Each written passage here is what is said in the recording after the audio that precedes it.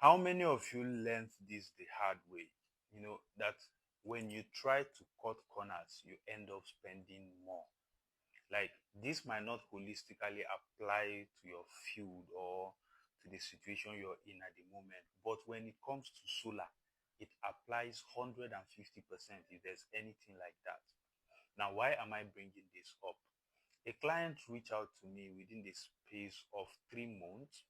He called and said he wanted to go solar, and I said, okay. He stays in Abuja. I stay in Asaba, Delta State to be precise.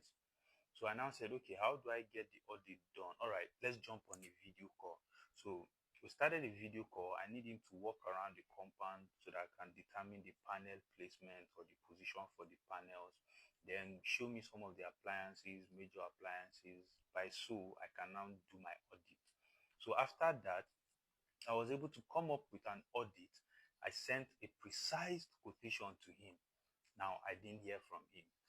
3 months or 3 days 3 days ago, I got a call from him, and he was like, man, my solar is giving me headache. Please come and take a look at it. And I was like, I can't remember you doing solar. I just know I sent a quotation, and then I've not heard from you since then. And he was like, sorry, man, I had to work with someone else. The quotation was cheaper. And I was like, wow. Now, if you have not seen my video on checklist to consider whenever a quotation is given to you, look for that video. I know a lot of people will start dragging me very soon. They will say, always I'm talking about solar is expensive. So does that mean they should carry the whole of their money and go and do solar? No, that's not what I mean. What I'm after is for you to be sure that you're getting value from that money. See, even if it's just 1,000 that you're paying, make sure that you're getting value from that money. And that's why I've come up with this checklist that you need to note. It's not just about who is giving you the cheapest material or whose quotation is cheaper. No, look out for this checklist. They are a must if you want to have peace of mind, because your solar can either be peace of mind or heart attack. Now, if you give unqualified people to do a non-professional job, it becomes heart attack.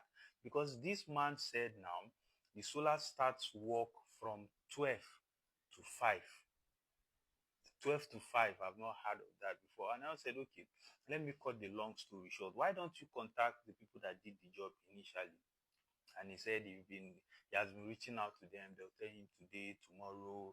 I said they won't come because they know they did a bad job. They won't come. So now, the point of this story now is, do you know that he is going to be spending more money? If he had gone with my quotation at the initial stage, he would have avoided the service of the other man. Now, if he had just stick to that other man's service, he would have avoided my own service.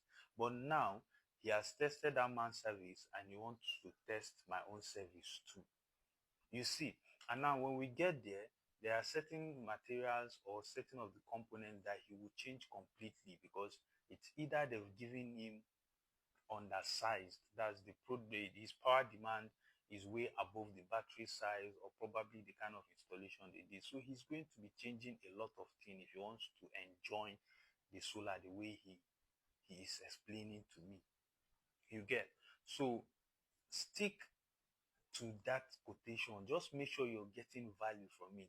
Let your engineer explain it. And if worse comes to worse, you can say, okay, this is the amount I'm willing to spare for now, but then do a solar that is easy to build on, or I can increase the capacity that it won't cost me much more, or it won't cost me more money. So that, confide in your engineer, confide in the company, is also one of the things I talked about in the checklist you need to consider whenever they give you a quotation. Now, allow me be your solar guide from sales, installation, maintenance. We are open for consultation. Solar, the sweet. Now you never get your plug.